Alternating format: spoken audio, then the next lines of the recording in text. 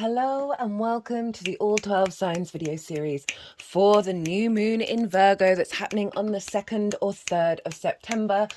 My name's Chloe. I work with card divination, astrology, and I channel multi-dimensional energies through my body, both in the form of physical and vocal light language that brings in, this happens throughout the readings, and it brings in healing, attunement, and activation codes. Whether you're consciously aware of what's going on, this is all going on behind the scenes. Just want to apologize for the delay in getting these videos out, but I work with 6-month cycles, so the messages that come through in these readings, you are not missing out on it if you're watching this after the new moon itself. Right, so I am reading for Gemini and Taurus in this video, so let us begin.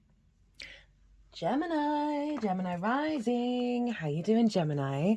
So I read for the rising sign. So for those of you who have Gemini not in the first house, look to the house that it does fall in, and you want to look to the themes of that house and apply those themes along with all the other meaning you've got going on in the sign of Gemini. So you're a Gemini sun, the meanings of the sun. You want to apply all of that to the messages that come through, because it will be as if that Gemini energy has now energetically moved to the first house. So when I talk about the astrology for the rising sign, it will still link in. You just got to add on your own natal chart Gemini meaning on top of it. So this is a reading for the Virgo new moon, and this is a beautiful new moon that we are having. And where is that happening in your chart, Gemini rising? Well, it's happening in your 4th house of your roots and your foundations, your ancestors, both blood and soul lineage, as well as your parental figures, the roof over your head, and the things that you do in private. I always like to imagine a tree in the center of the natal chart. And the root system stems from the 4th house, right? So we need a strong root system for our tree to grow and expand. And you've got a new moon here. So new intentions to set around the new moon. As I said in the beginning of the video, I apologize for the delay in getting these videos out, but I work with 6-month cycles. So the messages that are coming through, the support that's coming through is here to help you over the next 6 months around the themes of your home, right? And the roots and growing strong foundations. So great new intentions for the 4th house to establish a new cycle around strengthening of your foundational system, your root system, seeking support, and a new cycle around bringing more nourishment and nutrients into those roots and clearing blocked energy there. Now we can get a lot of trauma in the 4th. There's no getting around it, because we have the ancestors there, both blood and soul lineage, right? Past life energy, ancestral wounds, all of that kind of malarkey, as well as your parental figures. And it doesn't really matter what they did when we were growing up, there is trauma about. So setting a new intention around an elevated connection to the wisdom of your ancestors, to healthier relationships with your parental figures or caregivers, as well as really setting an alignment around doing healing work with the ancestors. That then means you're finding more wisdom in your connection to them, that will then feed into the root system rather than the wounds. This can be setting a new intention around how you connect your private life, how you connect your home, elevating that. And for those of you who might want to move home, this can be a great intention to set, or bringing in a healthier frequency in your home in regards to whoever you're living with. New intentions around establishing a healthier private life. So there's lots you can do with that. And this is, I've done a collective reading, and in that collective reading I've broken down the astrology in way more detail. There's not a crazy amount going on with this moon, but it is kind of leading us up to the nodes changing sign, moving into Virgo and Pisces. The Pisces moon is going to be an eclipse. That's the full moon that's following. So there's a big setup. It's the final moon opposite Saturn for the next 30 years. So there's some bigger stuff, and I break this all down in the collective reading where I expand on what's the core intention of this moon. And the more that we understand the core intention, the more that we can apply that to challenges and blessings and situations that are going to unfold over the next 6 months. So then you can apply it to your own personal experience. Ituela Dienia. Also did a collective tarot reading in there. That was pretty powerful. So as I said, if you want a deeper understanding of how to work with this moon, go check that out. So new moon in the 4th with a Saturn opposition. As I said, this is the last time in 30 years where we're going to have a new moon in Virgo being opposed by Saturn. And Saturn is in your 10th house of your life purpose, your career, your visibility, your reputation, how the big outside world sees you, as well as bosses. Now, career doesn't have to be life purpose. It can just help facilitate it, but it's all about visibility. So whereas the 4th, that's the root system. The 10th is where the leaves are striving to grow and expand towards the light of the sun. And this is so in alignment because the sun, this is the 10th house is where the sun was at the peak of its arc on the day that you were born. So big in the sky sun energy. And Saturn's been there for a while, done loads of Saturn and Pisces transits. Go check those out if you haven't already. But overall, Saturn can bring about restrictions and limitations. Roadblocks, as it were, can bring about impending like outside authority onto you. And all of this is for you to shake up your foundations around your life purpose, right? By knocking down old limiting beliefs, old restrictions. And all of those restrictions and difficulties and a sense of separation are highlighting what's being pulled down in order for you to stand in your own authority, stand in your own power, your level of maturity and commitment to that life purpose. So with this new moon and this opposition, it can bring up some limitations that you may be having in regards to your career, where there might be too much of a career focus, right? And prioritizing everything in that direction, which means there's been sort of blockages around the home life, right? Sort of a sense of a separation away from feeling that the current energy around is linked into longer term cycles, but that's just a focus on the career rather than the home. And what we really want is a holistic life. Happy home, happy life. So this opposition can be highlighting where you're out of balance that needs to be worked on in order to integrate that.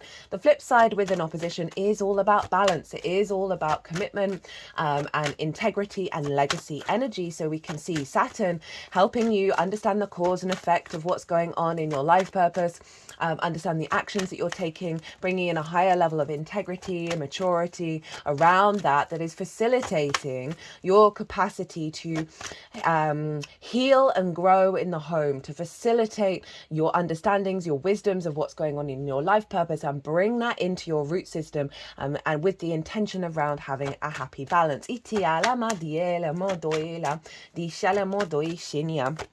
Saturn for me is bringing the practicality, the realness of the magic of Pisces into our reality, and the Virgo energy is facilitating that. So you've got a real strength in your 4th house of being able to manifest and facilitate your life purpose. But it might mean that you're just required to spend a little more time at home to get those ideas around what's going on with your career. Now, this moon is ruled by Mercury. So we want to look to where Mercury is, because Mercury is going to be influencing the themes of this moon. Mercury's in Leo. It's come out of its retrograde phase. It's still in the retrograde cycle. It's still in shadow, but it is moving forwards. And so the themes of the Leo energy, which is your 3rd house of how you find meaning in your day-to-day, it is your environmental frequency, your local community, the things you do on a day-to-day basis, as well as the lens in which you communicate through. So Mercury has been activating a cycle of reconnecting, because it started off in Virgo, reconnecting your root system into how you find meaning in your day-to-day, in how you communicate, that is coming from a more organic foundational space rather than something superfluous. So Mercury over in the 3rd house of communication, of your day-to-day, of how you find meaning, is influencing what's being activated in the home, of having a stronger foundation, of finding more resonance, more nutrients in your foundational space, that's then creating more energy for you to find meaning in the day-to-day, in the sort of the mundane things, in the washing up, in the going to your local shop, of really finding a little bit more meaning there that is going to be acting as a facilitator in terms of the information that you're collecting, the synchronicities that you're having in your day-to-day and the way that you're communicating is going to be facilitating, feeding and nourishing that root system, that home life. Now Leo is ruled by the sun, and so Mercury is being ruled by the sun, and the sun's in Virgo. This is what's called mutual reception. We have these two celestial bodies in each other's realms.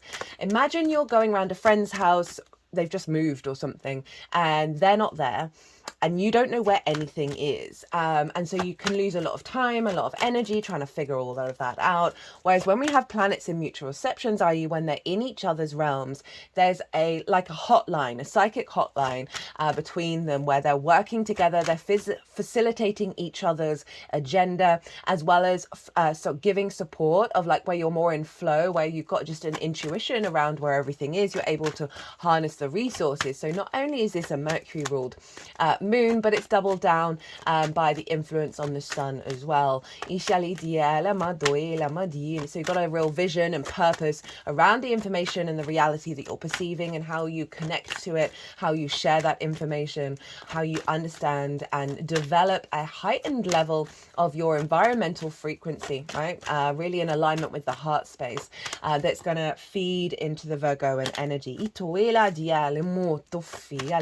of your roots and your foundations. That's going to help you elevate the meaning that you're finding in the day-to-day, perhaps by releasing some wounds in the fourth, as well as cultivating your inner wisdom while you are at home.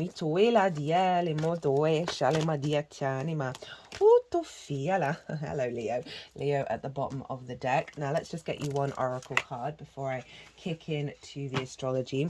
Well, that's happening. So there's some other astrology stuff going on. It's not a crazy amount. Vesta's in your fourth house, so you've got a real sense of devotion and dedication there, right? Of being able to step out of self-criticism and judgment and really be able to see the creativity in solving things, as well as reconnecting back to your inner soul. I have Vesta in the fourth, your inner soul contract in regards to that, then feeding nutrients into your root system, so you're going to be able to expand even more. Now Venus is doing some cool stuff over in Libra. She's not making an aspect to the moon, but this is really interesting because the Mercury retrograde in Virgo that started in Virgo and then moved into Leo, Venus was in Virgo conjunct Mercury. I've done that retrograde series. You might want to go and retrospectively watch that, particularly because you're ruled by Mercury, Gemini, so this is having a double effect of the influence on you. But essentially that conjunction with Venus meant having more vulnerable conversations with others, connecting to others in a more vulnerable way, communicating, speaking our truths a bit more, which was activating a cycle of elevating our capacity to give and receive in a more healthier dynamic that's actually bringing about flow rather than resistance. So the fact that we've got some really cool stuff going on with Venus is tied into the fact that this is closing out the retrograde cycle. Now Venus is in your fifth house of your creation energy, right? Your joy, your pleasure, your amusement, games, children, both literal and figurative children, inner child, children that you work with, romance, dating and love. And obviously you've had the South Node there for a while, so Gemini risings, you may have noticed just things like not happening when it comes to your romance or dating. I know I've definitely seen that as a theme, or, you know, if you're wanting to have a child, having the South Node there can just hold that back a bit. You just may find you may have been trying to activate things in the fifth and they just fall away, right? The South Node is often about release, but it's in order for you to refine the depths of your energy. I think I talked about it in the Nodal Transit series, that having the South Node in the fifth is like heightened Kundalini refinement around your creation energy, because you're having things like not as active. You're able to really focus on what's truly important to you. Now, Venus is conjunct the South Node, conjunct Juno, an asteroid, and Black Moon, Lilith. Now, so this is an activation of the balance, the harmony, the truth that we see around that South Node of what we've been refining, that sort of sacred sexuality, that sacred creation energy, with Juno, which represents commitment, right? Your ride or die. Black Moon, Lilith, incredibly independent, stepping into your own power, your own awareness of the harmony that you brought in with perhaps the disruption of that South South Node. We're going to have an eclipse in Libra soon. Itiala doela madishala doela. And a deeper level of commitment to like a more esoteric understanding of your creation energy. That doesn't mean not having fun. It's just there's a resonance, there's a frequency resonance that is more in alignment with your soul contract. And more in alignment with bringing in relationship dynamics that are about respect, honor, and dignity. That's what Black Moon Lilith is all about for me. And Juno, your capacity to commit to your desire, your inner harmony, your inner balance, and being able to perceive reality rather than what might have been an illusion and a delusion around some of the wounds with the inner child. You know, we've got this fourth house energy going on. So I can really see an activation around that, as well as that new moon bringing in healthier relationships with your caregivers. Right, let's crack on. Let me just channel the cards about what's up with this. I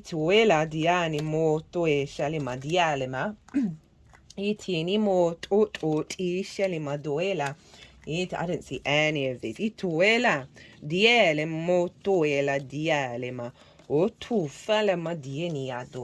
we've got one card that wants to be both upright and reversed in this pile. So the first pile is the high intention of this moon for you, right? The most integrated and expansive intention that goes beyond the collective in the collective reading. So we have Temperance, we have the Eight of Cups, and the Knight of Wands. So this is a deep refinement of self in your root system. The Temperance energy, this is Sagittarius, so there may be something around the other, your relationship with Source, or relationships, one-on-one relationships that may have blocked your ability to fully expand into your roots and foundations. That may be ancestors that have had wounds around that, right? That may have led to you having dynamics out in the world, coming back home and being self-critical or critical of others because of you've been perhaps seeing old patterns show up quite a lot. And the Temperance card is all about the alchemy of self, right? The refinement of your angelic frequency in the 3D world. This water is going up into the cup. It represents one, magic, but also doing things differently. So this moon is activating a cycle. Remember, it's a new moon, so we don't see it all manifest straight away. Activating a cycle of deep refinement around your capacity to integrate the multidimensional self.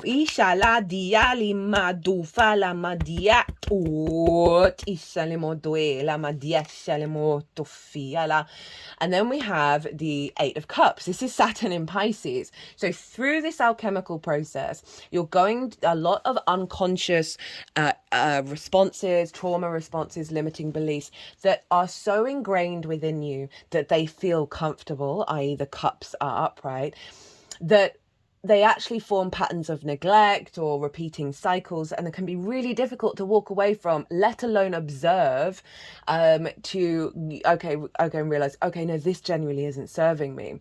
So this is all about walking away from these things to get the higher perspective. Interestingly, this is the only eclipse card. We've got an eclipse in Libra. We're going to have an eclipse in Pisces. So there may be something around an activation code that comes in that next lunation, which will be the next full moon, in regards to your career, your life purpose, right? So I was talking about the balance of the holistic life, right? And so this is through this alchemical process that's being activated.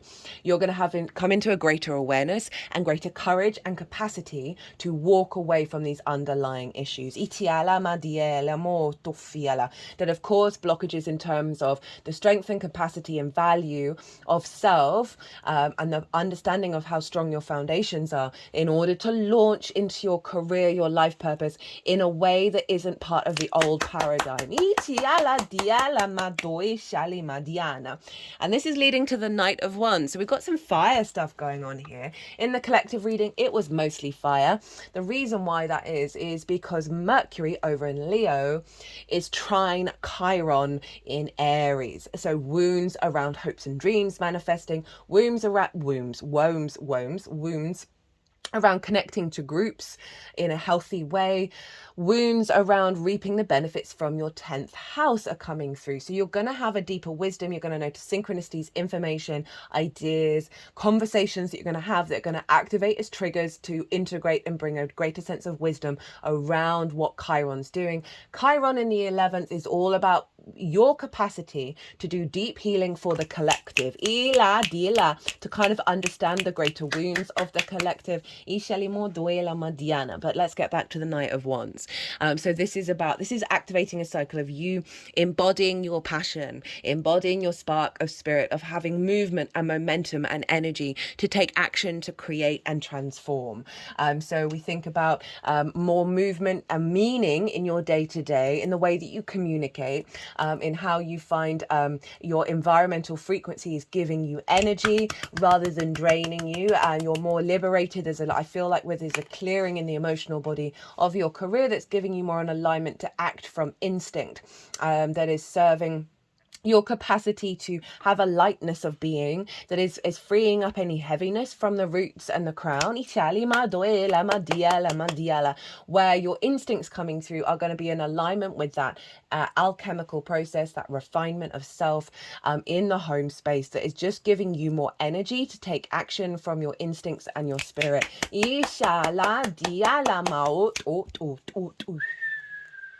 We have the Strength card at the bottom of the deck. This is the Leo energy. So there's something around vulnerability. There's something around love and kindness that you want to bring into this.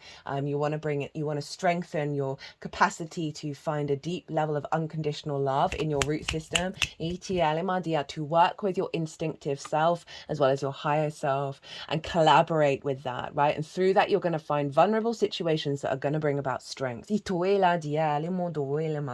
can be a stronger connection to your local community where you may start feeling more at home. Right, challenge and how to work with it. We have the Five of Pentacles, the Moon, and Judgment. So the Five of Pentacles is a big energy around scarcity, of feeling left out in the cold, feeling isolated, feeling run down, not being connected to source, not being connected to a bigger community, a bigger picture. So these themes are likely to come up during this cycle in order for you to transmute this energy and step away from it, because, you know, having this big firepower energy and this embodiment of it is moving you away from how blockages have been manifesting in the 3D, in the material realm. I was just getting the feeling of like sometimes you may come back home because of that Virgo energy, which is a great facilitator, but as I said, judgment, criticism, where you may come home and reflect on the outside world in this mindset.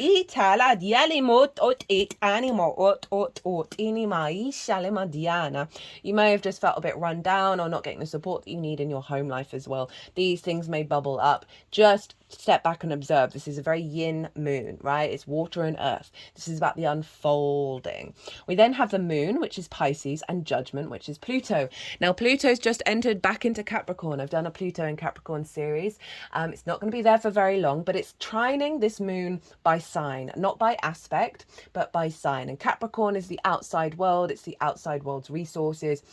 It's relationship dynamics as well, and that's where Pluto is at the moment. So we have the moon, and this is calling you to step into sensitivity, to step into knowing that you don't know everything, and that through that process of surrender, through that sort of tapping more into your psychic energy, more into your softness, your sensitivity, that you're going on an evolutionary process. We have the wolf and the dog here, but it's about not having all the answers, right? And really releasing, like Virgo can be very rational, having all the plans. There's a real act of surrender here.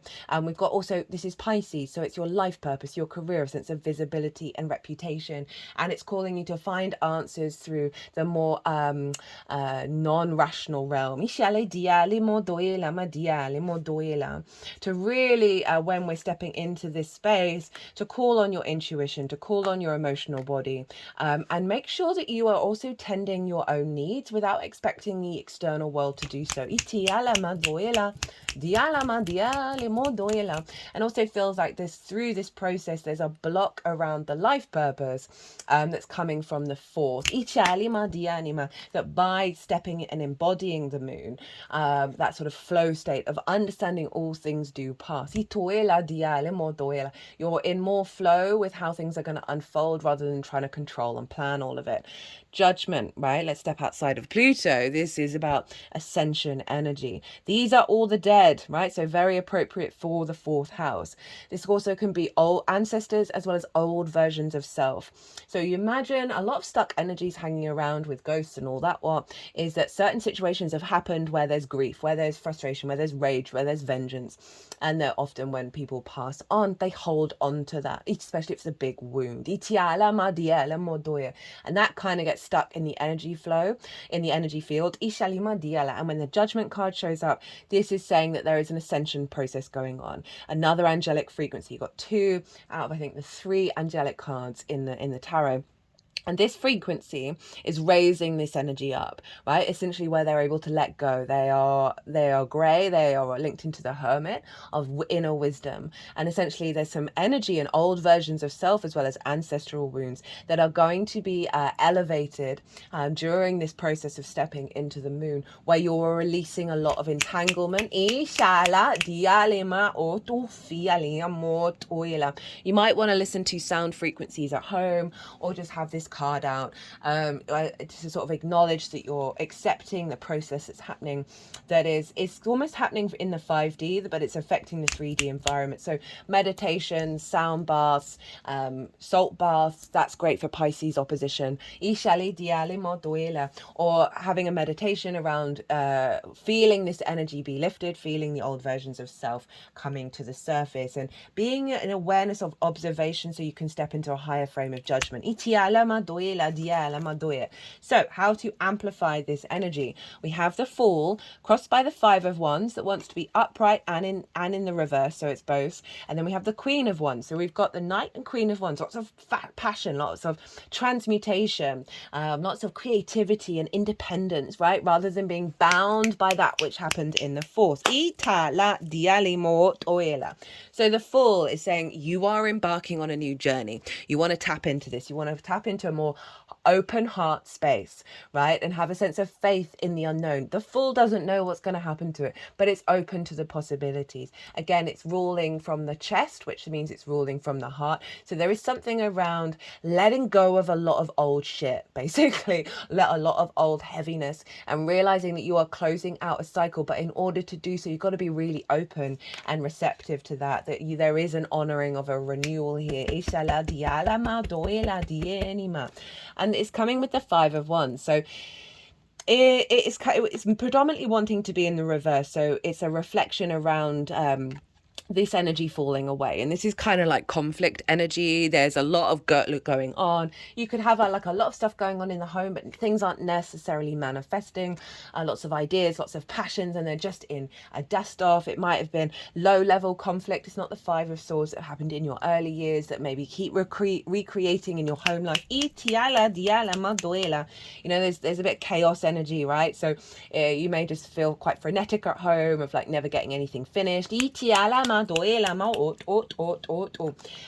can be about your communication and how sometimes it may bring up conflict, right? Or the other people's communication. So it's just always feeling like you're doing battle with having the space that you need. So you might want to do some meditations around creating more space for your own voice, rather than what it's being heard by others or received by others, but acknowledging the space that you are allowed to take up space in that with the way that you communicate. And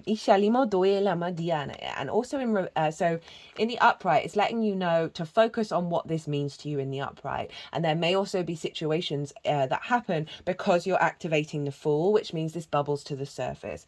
But overall, it wants to be in reverse. That one, yes, it may be going on around you, but it's in order to turn it into the reverse, of help you get into a mindset where you're no longer falling by default into this.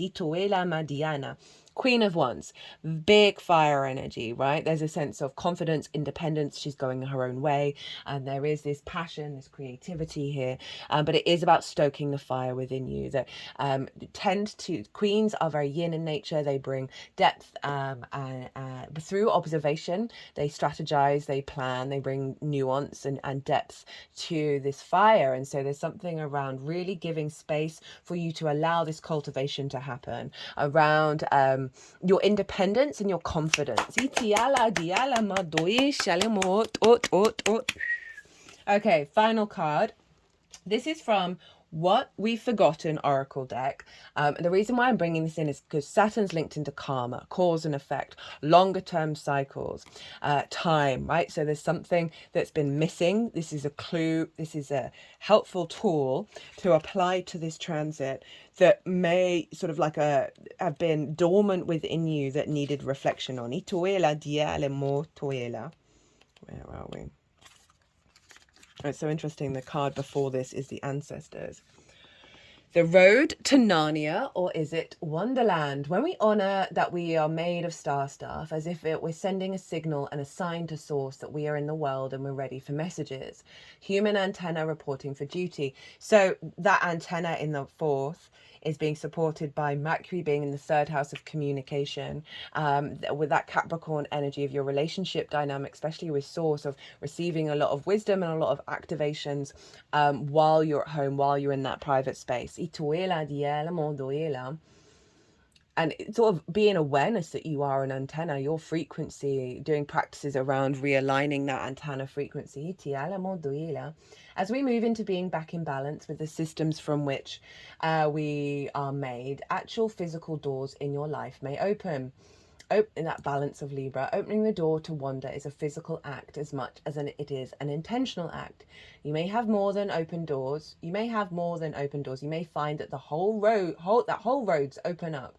When we're in harmony with the natural order, you will begin to have a foundation, lol, that you can call on. Remember, wonder is as much a practice as magic is. So that full energy of being really open, in awe of existence. When we reconnect to our own medicine, we begin to interact with the world in new ways. The side effect of a continued practice is that new pathways, doors, and rabbit holes open all the time.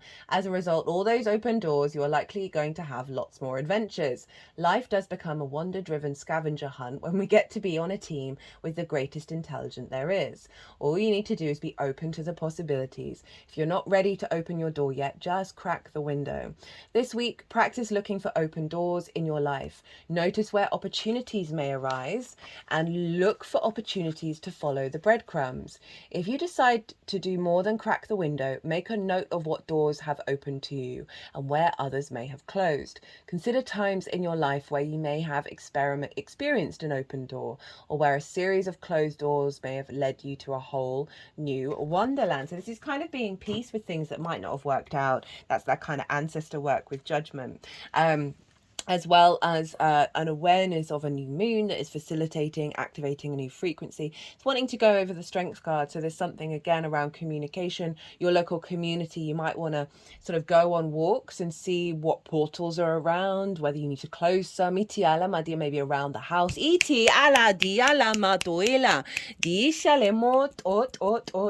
And see what messages come through, both by the closing and the opening. Right, I'm going to leave it there, Gemini. I hope this resonated. If it did, don't forget to hit that like button. As always, an honor and a privilege to read for you, my fellow mercurial rule signs. I'm a Virgo myself. Be good to yourselves, Gemini. Be good to those around you. Safe travels and be well until we meet again. Taurus rising. How you doing, Taurus? So I read for the rising signs. So for those of you who don't have Taurus in the first house, look to the house that it does fall in. Look to the themes of that house, and you want to apply those themes, as well as all the other meaning you've got going on in the sign of Taurus, to the messages that come through. It will be as if that Taurus energy has now energetically moved to the first house. So when I break down the astrology for the rising sign, it will still link in. You just got to add on your own natal chart meaning on top of it. Firstly, want to apologize for the delay in this transit series coming out. This is it's happening on the 2nd and 3rd. You might be watching this after the event, probably quite likely.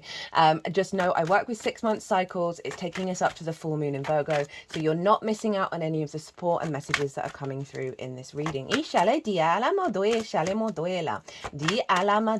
Now, Taurus rising, where is this happening? Well, it's happening in a fellow fire sign, earth sign. Oh goodness me, there's been a lot of air and fire coming through in these readings.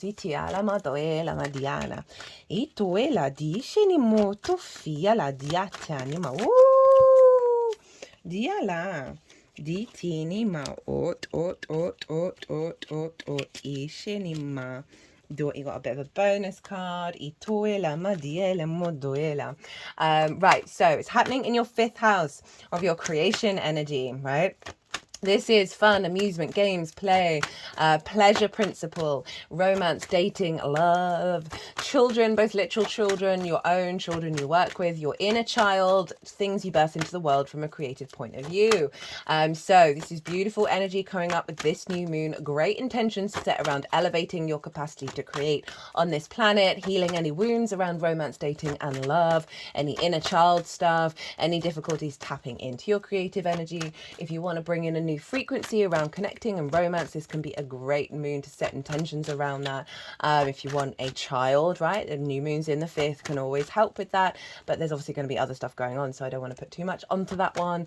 But as I say, yeah, so this can be a mix of doing work on the shadow side of this house, you know, perhaps addiction issues, having, you know, all play, no work. Obviously we want a healthy balance with that, as well as elevating your creation energy, right? We all have it. It is the power for us to create in the world. It doesn't have to be about romance and just dating. About having fun and finding joy in your life. I've done a collective reading for this transit.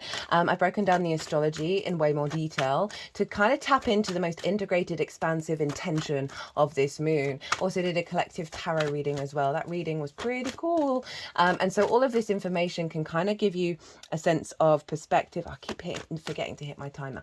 Can give you some perspective of how to apply that to your life, whether that be to challenges or blessings. There's some big themes in there that I'm not going to talk so much about. It's linked into the eclipse cycle. The nodes are going to be moving into Pisces and Virgo at the beginning of next year, but Pisces, the next moon, is going to be an eclipse, so we are pulling that energy. This is also the final new moon in Virgo for the next 30 years that's going to have Saturn opposite. So we've got some big Saturnian closing out themes around elevating our understanding of the Virgo energy. So let's think about where Saturn is. Saturn's over in your 11th house of hopes and dreams, friends, groups and alliances, and reaping the benefits from your 10th house. So you may have had some restrictions and limitations around that. Groups may have had more, you know, being sort of questioning your authority. You may have just found difficulties manifesting your hopes and dreams, as well as perhaps not getting what you need from your 10th house, which is your career and life purpose. But Saturn is all about recalibrating your own integrity, basically hold the line, right? Really, are we going to let this break us? Are we going to let us pull this down? And it gives you a level of strength and maturity, or understanding cause and effect and the actions that you're taking. You can see a real level of maturity and elevation around your hopes and your dreams. I see you being seen as quite a mature, responsible person of authority in bigger groups, as well as being aware of the work that you've done and the influence it's having on what you're reaping from your 10th house. It doesn't just have to be money. So with this opposition to this moon, right, there's those limitations around your hopes and dreams manifesting that may have caused you to feel a little bit blocked in regards to the fun that you're having, right? The joy that you have. So, as I said, Saturn can bring up limitations and restrictions that are going to help you recalibrate that Virgo energy. On the flip side, it is a more mature, integral energy feeding into this moon that's helping bring your creation energy and your capacity to create in harmony with the longer term hopes and dreams that actually serve your soul's evolutionary journey.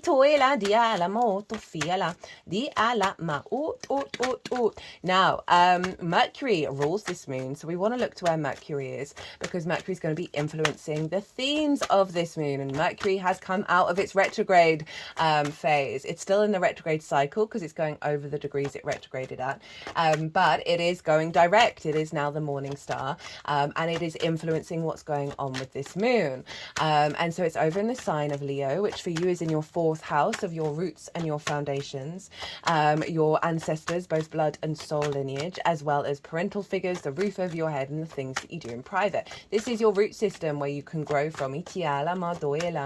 So that Mercury energy is going to provide a lot of clues, synchronicities, ideas, conversations, communications, perhaps with your ancestors, parental figures, the people that you live with. That's going to be helping stimulate right? Creativity and joy, right? Over in the 5th. You might find yourself engaging more in your home life in regards to your creation energy, maybe a bit of a side hustle. This may be you having conversations with a partner about wanting to have children. And so, but the sun rules Leo. So where's the sun? In Virgo. This is what's called mutual reception. They are essentially, they're in each other's realms, but they have a psychic connection with each other. This means there's more flow of each of them in their own realms. They're facilitating each other's agenda. They're able to harness and utilize the power of their respective signs, and they're working together. So we've got a doubling down of this mercurial energy influencing how you're perceiving the world, right? How you're perceiving your creativity, the inspiration from the heart space, that Leo energy coming through and helping facilitate your capacity to create in the 3D and bring about flow.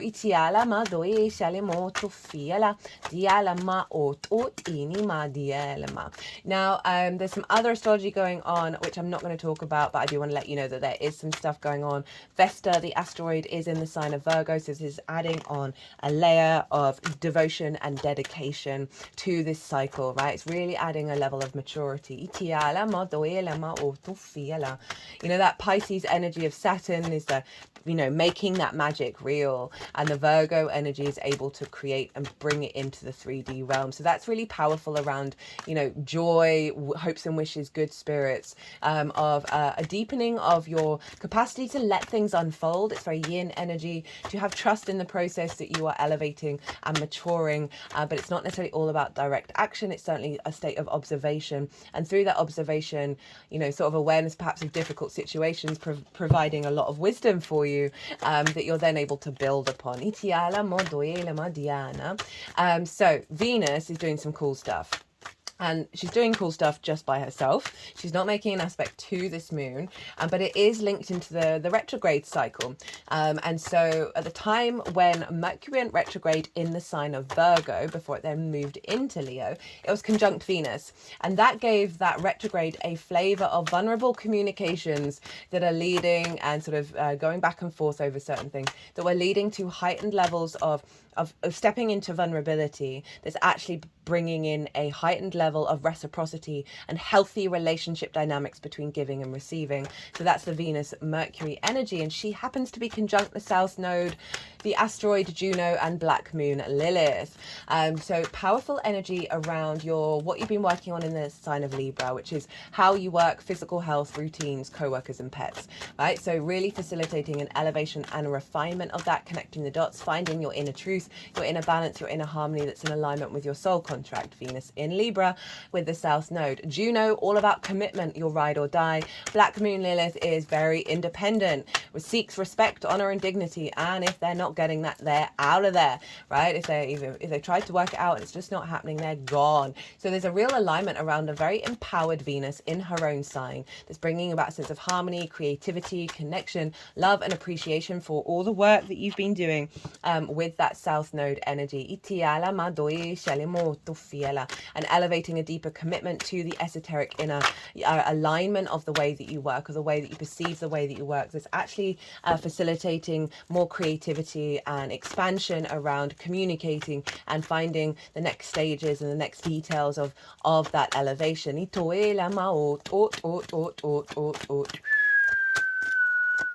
Might do a pick a card on that. Right, we want one more tarot, and then we're going to have an oracle card, and then we're going to see where we're at, and we're going to bring that all in together. Now let's just get the oracle card before. Look at the sun on the bottom of the deck. Bring it on. Before I then start to channel and get the energies to put those cards in the right order. Let's have one card for my lovely Taurus. So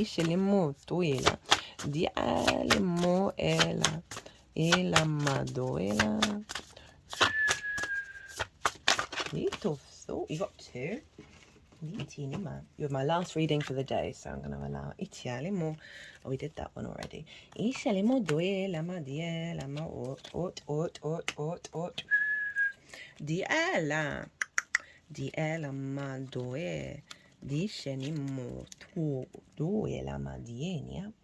Okay, so let's begin. So this is the intention of the moon and how it wants to manifest in your life, right? What's the baseline intention on top of the collective intention? We have the Nine of Swords, the Five of Swords, Temperance, and the Six of Wands. So, Taurus, this is all about a release around anxiety, fear, and worry and conflict, right? So this is the fifth house. So this, I mean, this is quite powerful energy here. So this is about worrying about what you did in the past or things that have happened in the past and fear about the future. It means you're not in the now moment. And so there may be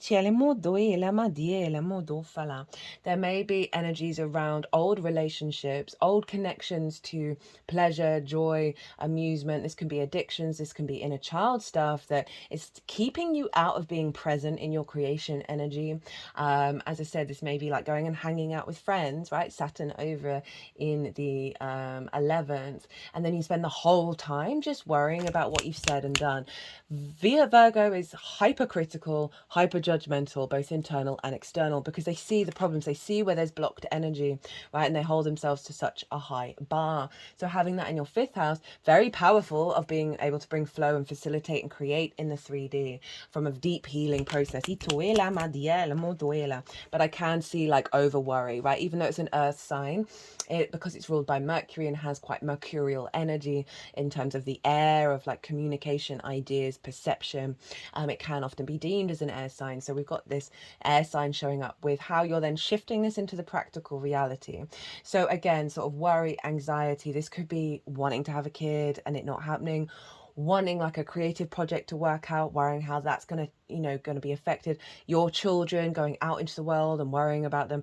So this is all not joy. None of this is joy. None of this is fun, right? But it is serving you because you're alchemizing all of this energy with this new moon. Five of Swords, for me, the most difficult card in the tarot. This is about the bully and the victim mentality and how we can ebb and flow between all of these. This is winning, but at what costs? This can be the bully in your mind, right? This can be a perception in your mind about whether you're worthy of receipt of being in co-collaboration, because this is not about co-collaboration with your creation energy, with the people in your life, with having joy and fun, right? So this is a level of perhaps an internal dynamic that may see you be put in the victim mentality or in the bullies. Most of the percentage of bullies were bullied. It's very rare for that not to be the case. That there's something here that's being released, right? Around distorted power dynamics and conflict. Speaking of power dynamics, Capricorn has just received Pluto again for the final time. I've done a Pluto and Capricorn series that can often highlight distorted power dynamics, because Pluto is not about control. Pluto just is the force of life, death and rebirth. But it brings up these distortions in order for them to be released. And that's in your ninth house of your perspectives. So there's something around a perspective that's brought in power dynamics and distortions and getting out of the now that aren't serving you anymore. And the combination with this new moon, because Pluto's trining this moon by sign but not by degree, but it's still having an influence. It's going to be the last Virgo moon that we're going to have with Pluto and Capricorn. So there's a real powerhouse of energy coming through that we are now alchemizing and refining. But that's the Temperance card. And so this is all about, as I said, the alchemical process. This is you integrating your angelic frequency into the 3D. It does take refinement. It is a process. You see this water, it's going upright into the cup. It's about doing things differently, right? So being an awareness of these and just saying to yourself, right, okay, set the intention. I'm going to work with this energy in a different way and see what your instincts are telling you to do. And there's something about relationship dynamics here, because this is Sagittarius, which is over in your 8th house of relationship dynamics, right? Of that's the give and take between you and the outside world. So there may be something that's blocked that creativity, blocked your capacity to commit and have romantic relationships that elevate your experience rather than create that 5 of Swords. that you're in this process of refinement, right? Of doing things differently, being aware of that. So I love that this moon is activating that. It's taking you to a place of victory, right? So this is someone who's gone and done a difficult thing that's totally worth it, right? And then they're now getting some recognition. There's now this victory wreath. They're about to be celebrated, and they're not really having to put in the effort for that celebration. This is about you walking your own path. This is fire energy, so we bring in the Leo side of it in your home, that there's the processes that you're going to be doing in your private life, in your roots, that is serving the unfolding of you stepping into a place of victory rather than a place of conflict.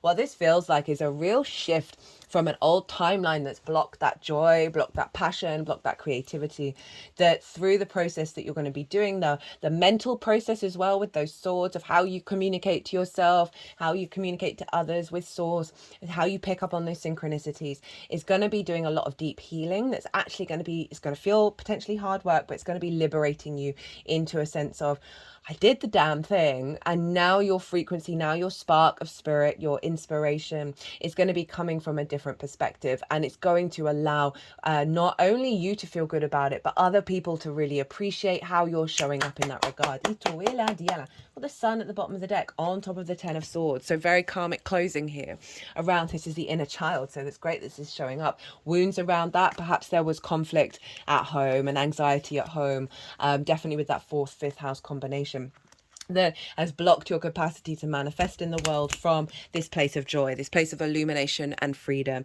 So the sun is showing up and saying, hey, we're setting some wounds free, right?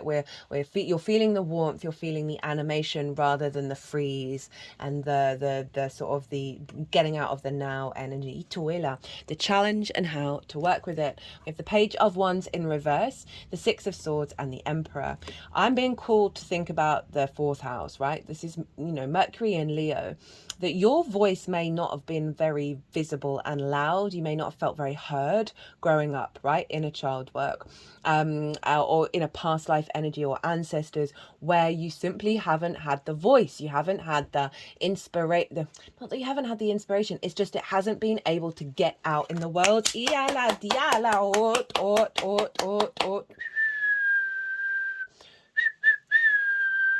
This can be parental figures just not listening, or not, you're just feeling not very heard or not very seen. That's affected your root system and the nourishment that you've been getting.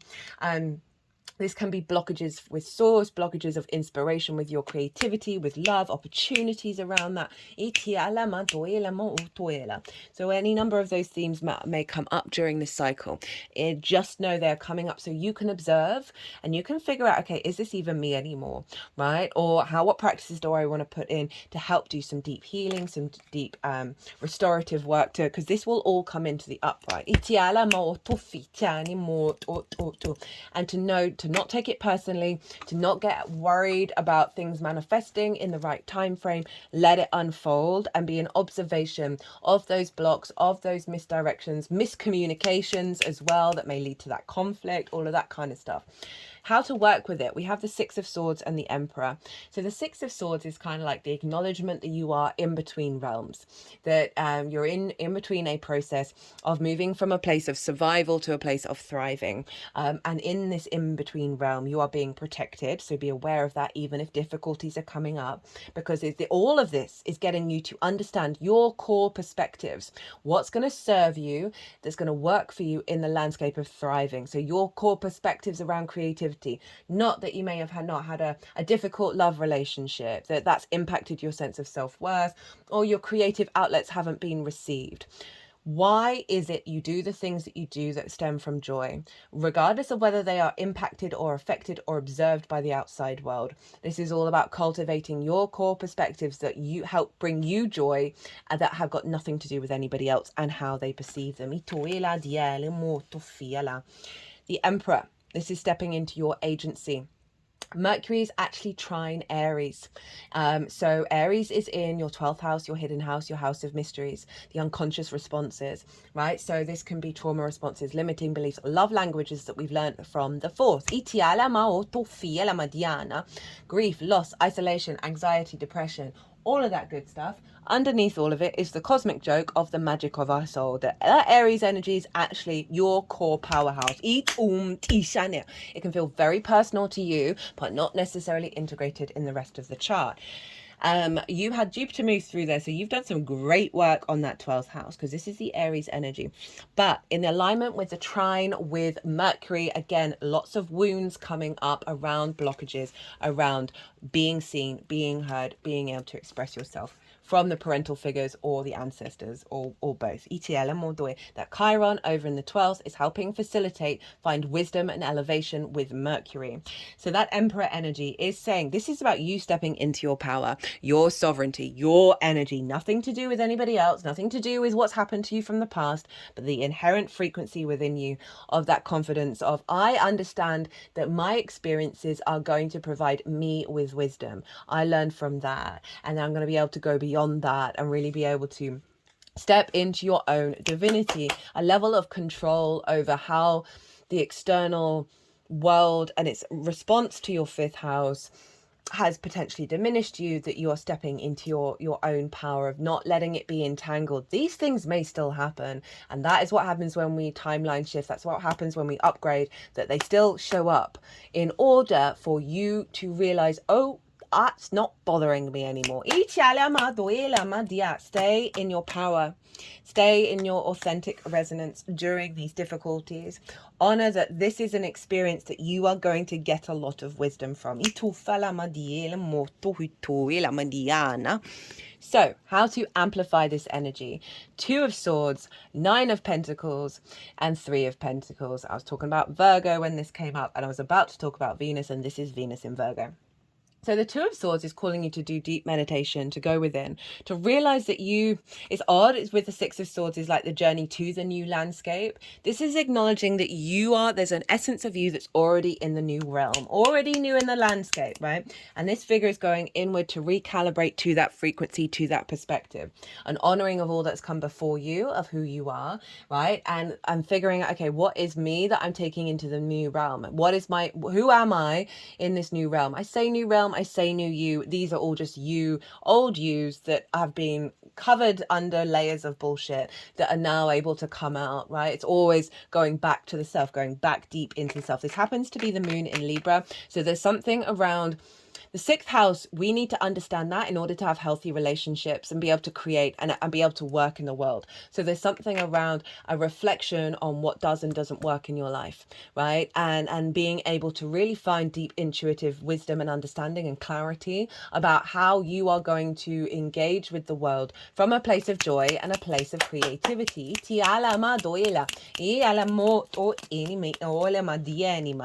Because we've then got the 9 of Pentacles. This figure is incredibly independent. This is Venus in Virgo. You've just had that transit. Venus loves being in Virgo, being in the 5th house. So this figure knows what they need to do in order to bring about a holistic lifestyle, in order to bring about a level of abundance and fertility and creativity. Happy home, happy life, right? Happy work, happy home. They have good boundaries. They know when to say no to things. So there's something around just building in the 3D from a place of, I've got my back and I know what I need to do, and I'm not allowing the external world to diminish my capacity to create from a place of confidence, independence, and facilitate my own energy. Tiale, very powerful energy. It is also calling you to reflect on abundance and creating from that space. But it isn't about, this figure isn't holding on to old dynamics of what's happened in the past. They have a clear understanding that they have the capacity to create from their energy a happy, joyous, creative life. We then have the 3 of Pentacles. This is about mastery of self as well as collaboration, right? This figure went their own way. They didn't conform, and by doing so they remained incredibly authentic to themselves, right? So this is highlighting a creative practice, a creative outlet, right? And focusing on that and mastering that and really stepping into your own power, so you can work out, okay, what brings me joy, what brings me pleasure, that serves me and not anybody else, or anybody else's expectations. And this is also about collaboration in order to create something beautiful and long lasting. So there's something about you collaborating with your joy, with your creativity, with your sense of pleasure, that is going to serve of the expansion of your timeline. You know, I always reference how this figure didn't become a lawyer or an accountant. They decided that they were going to carve marble for the rest of their life, right? So they went against their parental figures. So there's something around here of liberating yourself from a wound that you may not even remember, that may be to do with a past life, that's blocked your capacity to truly embody what moves you. This figure was moved through joy, through pleasure to carve marble, rather than I've got to get the money in, I've got to survive. And I know that's a framework that we're all currently in. But the more you step and find the lightness, find the energy in what it is that is bringing you this joy, focus on that rather than, oh, I've got to go and do this, I have to do this. This is about just opening up space to see the lightness come in and then see what you're drawn to do. And again, the collaboration. This could be with other people. This may be healthier relationship dynamics from a creative point of view, maybe co-workers, clients, as well as friends, people in your life, romance, dating. There's coming from a higher frequency where you're co-collaborating rather than in conflict. So 2 oracle cards. This is from What We've Forgotten, Oracle by Amy Miranda. And the reason why I'm bringing this in is because Saturn's all about cause and effect, karma, time, being aware of cycles. But it's retrograde, so it's something about revealing something that was been hidden, that we need to bring into our awareness of how to facilitate this moon. We have water and control room goals. This is a new deck. I got it for I was like a birthday present to myself. So I'm really intrigued about what any of these cards are.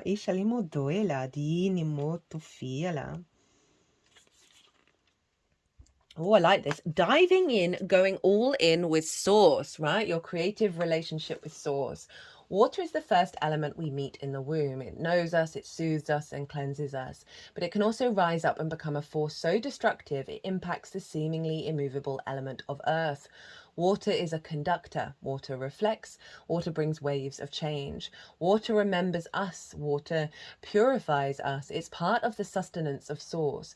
It's in 70% of our bodies. Holy water. As climate change wreaks more and more havoc in our lives and ecosystems, many of us are realizing the importance of prioritizing the health of our environment.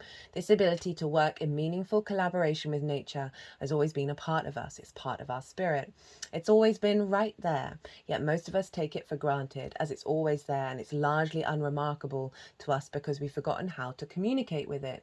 This week, find some time to immerse yourself in water, whether it's just your hands or feet, a bath or shower. Salt baths are so good for Saturn transits, right? So there's something about bringing the magic of Pisces, right, where Saturn is, of reconnecting to your water body, to the memories it stores within it, doing some cleansing work with a bath. Do this around the new moon. Change your bed linen, reconnect back to your intuition, your emotional body, and realize there's obviously some core wounds that are coming up with this and some memories there, and be really damn kind to yourself. Damn kind to yourself with anything that comes up, and realize, okay, this might not actually be to do with anything to do with me anymore, even if I'm feeling some deep grief, that there is something coming into an alignment of, through the remembrance of it, your consciousness is drawn to it in order to release. Ask it to remember you. Ask it to that's hilarious. This is what I said. Ask it to remind you. Try asking the element of water to support your spiritual or life journey. How have you been connected with life lately? Have you been diving in or making slower waves? How can you stand in its flow? You know, that Virgo energy, very rational. You know, that Piscean energy is more kind of like the bigger picture, the sort of non-rational, synchronistic side of it. So there's something about cultivating a space of bringing that energy into how you find joy, right? I really recommend, especially with this reading, I really recommend the collective reading, because there was a lot of stuff that I think is very much linked into what I'm saying here, but I'm aware of the time. Right, so the dials, control room goals. Let's imagine that, like any major structure, this life thing has a control room. Let's imagine that it's in this room, there is a place to access the administrative side of the system, very Virgo, a control panel. Let's imagine that this control panel has a set of dials, 7 in fact, and each has sliders like a mixing board. One of these is marked utilization. If you're up for it, you may want to check in on your utilization. Maybe there's some apps, intentions, wishes, or relationships you need to force quit. Maybe you're holding a bunch of space for something or someone that you didn't realize before. Maybe you're harboring a lot of anger after a period of grief. Whatever it is, you can imagine turning it down. You may want to move your focus or more efficient. You may want to move your focus to more efficient and positive things. We can cap off our time dealing with challenges that we have put to bed.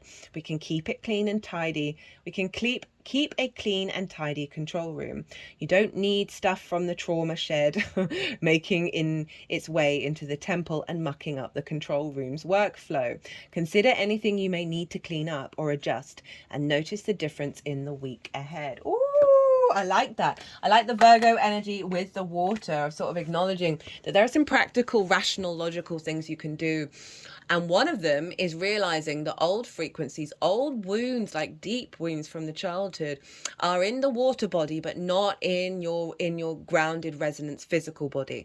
And so there's something around utilizing that water to bring this energy out into and release it. And so you may do visuals around the, moving the dials up and down, of really accepting the miracles of source and how it has a capacity just to sort of shed a lot of skin for you while we're in these very dense matrices. Right, Taurus, I'm going to leave it at that. I hope you enjoyed this reading. I hope it resonated. As always, an honor and a privilege to read for a fellow fixed sign. Mine is my Virgo ascendant. We can be a bit stubborn, guys, right? So I love all this mutable energy because it helps us shift and change. If you want a personal reading, my details are everywhere. Having some powerhouse and personal readings at the moment, really being big stuff coming through for the collective on an individual scale. Be good to yourselves, Taurus. Be good to those around you. Safe travels and be well until we meet again.